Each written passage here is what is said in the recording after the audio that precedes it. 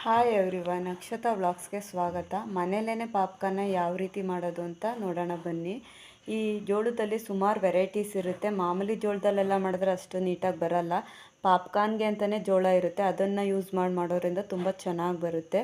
First ಒಂದು ಮಂದಕ್ಕಿರೋ ಪಾತ್ರೆಗೆ ಎಣ್ಣೆ, ಅರಿಶಿನ, ರುಚಿಗೆ ತಕ್ಕಷ್ಟು ಉಪ್ಪು ಹಾಕಿ ಮೂರನ್ನು ಮಿಕ್ಸ್ ಮಾಡ್ಕೊಬೇಕು.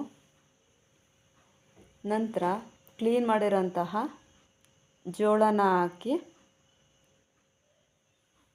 ಒಂದು 2-3 ನಿಮಿಷ ತಿರುಗ್ತಾನೆ ಇರಬೇಕು. ಚೆನ್ನಾಗೆಲ್ಲ ಮಿಕ್ಸ್ ಆಗಬೇಕು.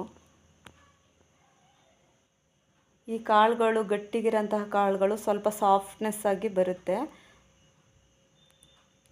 ನಂತರ ಒಂದು 2-3 ಈ ರೀತಿ ಓಪನ್ ಆಗುತ್ತೆ. ನೆಕ್ಸ್ಟು ಒಂದು ಲೆಡ್ ಮುಚ್ಚಿದ್ರೆ ಆಲ್ಮೋಸ್ಟ್ ಪಾಪ್ಕಾರ್ನ್ ರೆಡಿ ಆದಂಗೆ.